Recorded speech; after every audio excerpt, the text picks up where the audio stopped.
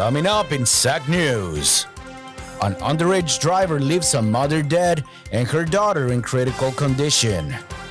Orange County Halloween celebrations start with a pumpkin patch.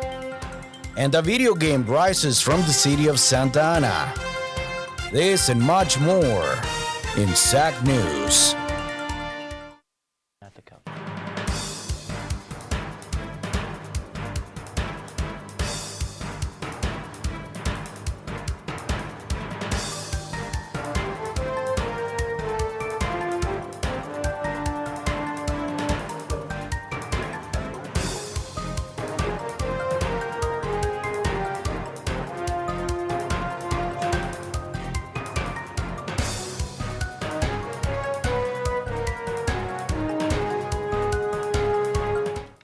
Hello, and welcome to this edition of SAC News. I am Fatima Garita. And I am Manny Hernandez.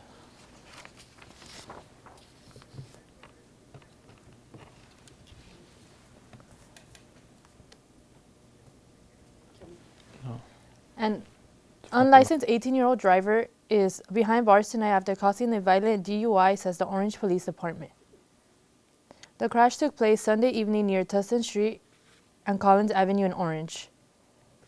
OPD says the driver of a Chevy Equinox slammed into the side of a Toyota RAV4, killing mother of three, Maria Arroyo. Arroyo's 13-year-old daughter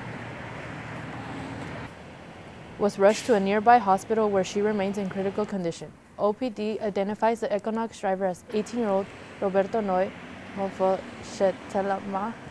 Shetalama was arrested for vehicle manslaughter. Shortly after the incident, Shetalama's blood alcohol level tested over twice the legal limit. We all know that things are sunny in Orange County, California.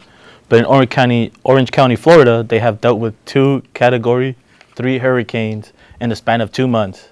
Hurricane Helene and Hurricane Milton have caused extreme levels of damage to the Sunshine State. As we went on the air, Milton had knocked out power to 3.5 million residents and killed at least 6 people.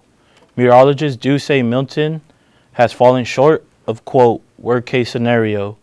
Musicians Taylor Swift and Morgan Wallen have announced that they will be contributing millions to relief efforts. There was fatal plane crash on Catalina Island on Tuesday night. A twin-engine plane departed from Catalina Airport at around 7 p.m. At 7:30, Sheriff's Department received an SOS distress signal from the plane. When sheriffs went to investigate, they have seen that the airplane loses signal, and the transponder turned off shortly before the crash. All 5 people aboard the Beechcraft 95 were found dead.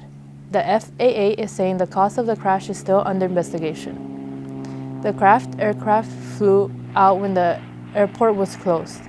This is not Catalina's first major crash. The names of the individuals on the plane have yet to be released to the public. The plane was found 1 mile west of the airport. What a day for pet lovers. Bass Pro Shops and Rancho Regional Veterinary Hospital hosted the Emma Zen Foundation's 15th annual pet fair. Our coverage brings you all the highlights from the fair where pets and their owners come together. The pet fair ran from 9 a.m. to 3 p.m. For a fun day of safety, our reporter Sarai Guzman has our story. The pet fair ran from 9 a.m. to 3 p.m., offering the community a chance to enjoy activities focused on pet wellness. Services like vaccinations, microchipping, and health checks were all available, giving owners the opportunity to keep their pets healthy and safe. We provide pet safety, pet preparedness, pet first aid information to all of our community members free of charge. There is plenty of fun too. Contests for best costume and pet talents are sponsored by local businesses. With prizes, pets show off their skills, making for a lively atmosphere. The donations that came in through the foundation for this 15th annual fair, I am going to be able to purchase our 10,000th mask. I've been working since 2010 to be able to say that. There were chances to buy pet products such as treats, toys, food, and even animal-themed items. Pet adoptions were also a part of the fair. Booths offer a variety of breeds of lovable creatures hoping to find their forever home.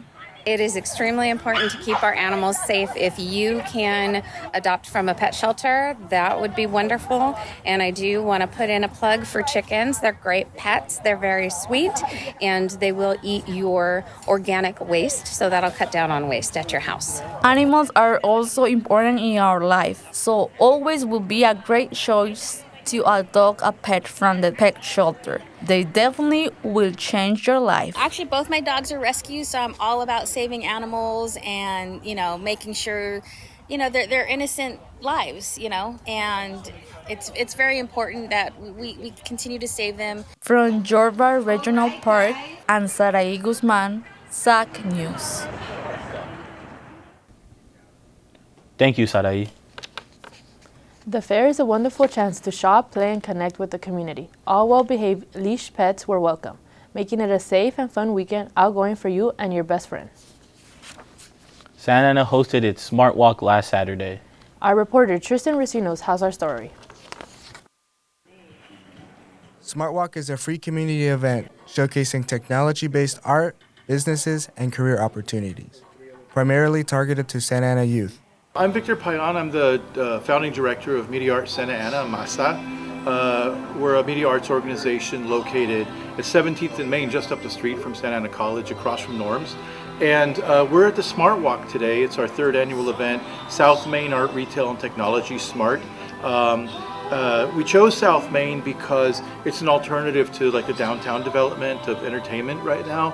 And it has a history of art, retail, and technology. But also, what really excited us is that if you know music, Rickenbacker Guitar and Bass is in Santa Ana. They were founded, I believe, in Santa Ana, and their factory is in South Main, just about a half mile from where we are, since 1964.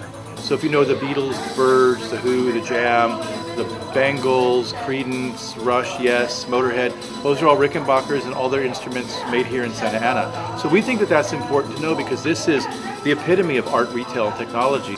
You know, if you know downtown, you know that a lot of silent movie stars used to go there, like Charlie Chaplin, people like John Ford and John Wayne. It had a big movie connection, but South Main had a technology connection, and we made a video game this year called Votos Locos, which we made in conjunction with some members of the OC Indies video game developer group who meet at our space regularly. So they've been meeting at our space for about a year, and then we decided, well, can we make a video game together? And we did. It was fun. It's really fun to play. It's 90s retro. You get to fight Russian bots and internet trolls and Vladimir Putin and the QAnon shaman. It's wacky and wild, but it's fun. And so, right now people are playing it all over the country, but that's something that we dreamed up here, also on Main Street. So the possibility to create something new, to make a living, the future is wide open, but you have to know where those doors are. We really want to connect people like that. Votos Locos is a video game targeted towards the youth and its initiative to get the younger generation to go out and vote. Video game technology was prominent at this year's Smart Walk, which promoters hope will lead to a renaissance on Santa Ana's South Main Street. Reporting from the Smart Walk, I'm Tristan Recinos, SAC News. Thank you, Tristan. Santa Ana is hosting Dia de los Muertos weekly activities every Tuesday in October from 5:30 p.m. to 7 p.m. The weekly activities take place at Roosevelt Walker Community Center. Residents will be able to join Dia de los Muertos festivities all month long. Participants will create crafts for Dia de los Muertos, Magic of the Altars. They will be able to see their art showcased on November 1st. Mini Altars is the next workshop coming up on the 15th, followed by Papel Picado prints and sugar skulls. These events are free and for all ages. For more information, contact wellness@santaana.org. Metrotown Square is set for a major transformation. Santa Ana's Metrotown Square Mall will soon be transformed into townhomes, senior housing, shops, restaurants, hotel rooms, and open space.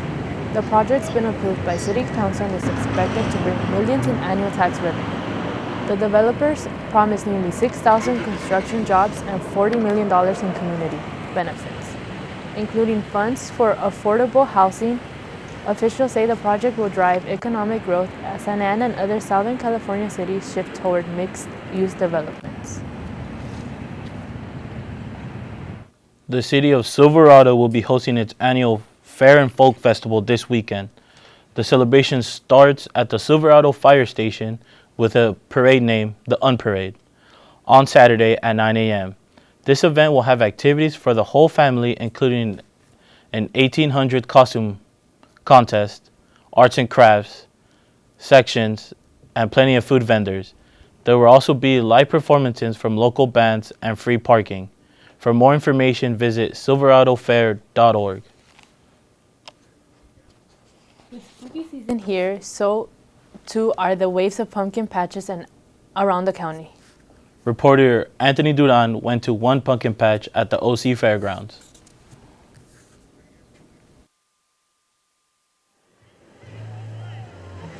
Here at the annual Pumpkin Patch, where safety is the #1 priority, is open all week long for you and your family to enjoy and get your pumpkins. We're here for the children to have a good time. We don't want anyone to get hurt.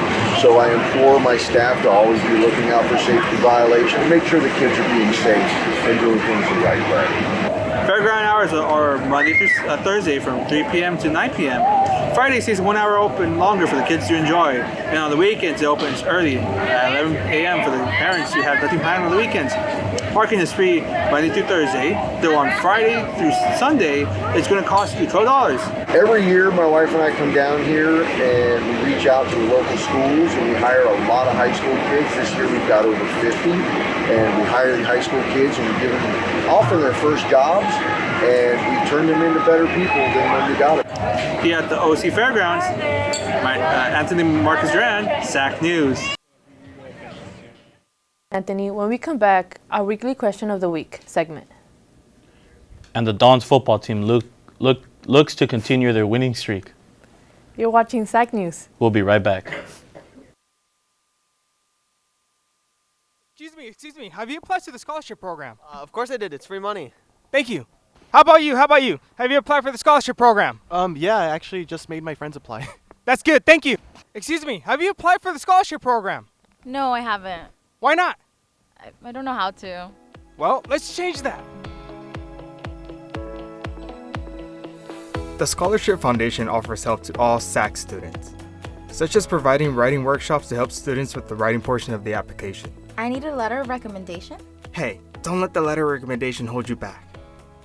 A letter of recommendation can come from a professor or even a counselor. You shouldn't be afraid to ask for their help.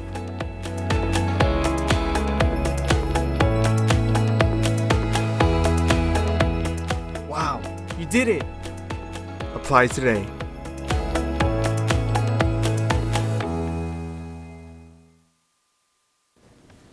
Welcome back, Dons. The Dons and Doñas are not only taking their midterms right now, but they're also looking towards their future.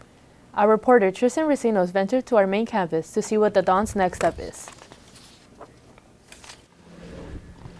Today I am back on main campus asking people the question of the week. This week's question of the week: what are your plans after college? After college, hopefully get a job that pertains to my degree that I'm going to get. I'd like to focus on civil engineering, maybe like doing government work. I love football. I play football here, Santa Ana College. I just want to like stay with the game and make my way up to the NFL somehow, you know, be part of the organization somehow. I honestly don't know yet. I am majoring in computer science. I just really like computers. I've been into them basically my whole life, so I just figured I might as well just go. So I plan on working for Netflix for their marketing team. It's really hard to get into.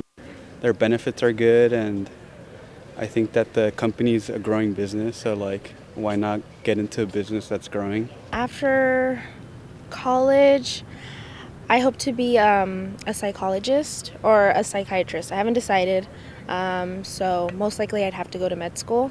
So that's kind of what I'm planning right now. I plan to get a job, start writing books, like an author, comic book artist. After college, I'm planning on leaving either the country to Europe or to New York, Chicago, or downtown Los Angeles. Wherever I go is where I'm going to be. My dream is to create an art collective where I'm surrounded by people of all different mediums, such as sculptors, painters, musicians, photographers, people who just love art as much as I do. Ever since I was a kid, I've always had a camera. I can remember me still being in diapers and my mom handing me a camera, a little high-8 cassette tape. We still have it still, but ever since then, it's just videography has been a really big part of my life. I love movies so much, that I just started to make them on my own. I took a photography class my first year at SAC, and that kind of pushed me out there a little bit, just give me a little scope on how the things work, and it really made me realize that I want to do videography.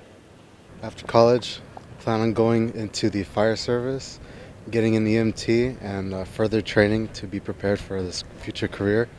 Emotional story, particularly one from my grandfather, who was prone to heart attack at the time, which resulted in multiple visits from the fire department locally, and that viewing that kind of got me into the mindset of I would love to provide this type of service and help others in the way that they impacted me and my grandfather at the time. Education is important to improving the community. Graduating college and entering the workforce can be scary, but don't be afraid. Here at SAC News, we want to wish everyone the best in their future endeavors. Reporting from SAC Main Campus, I'm Tristan Recinos, SAC News.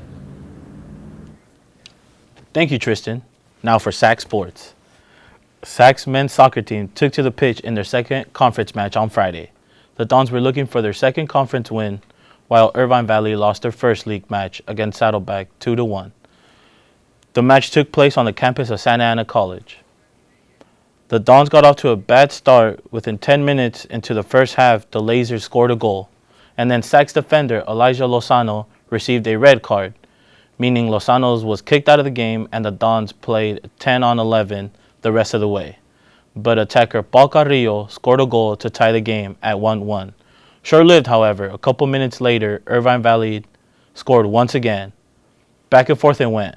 Just before the half, the Dons scored the game-tying goal by way of a penalty kick. The Dons held on a notching, hard-fought tie, boosting their conference record to 1 win and 1 tie. The Dons look to add another conference win against the Golden West Rustlers. The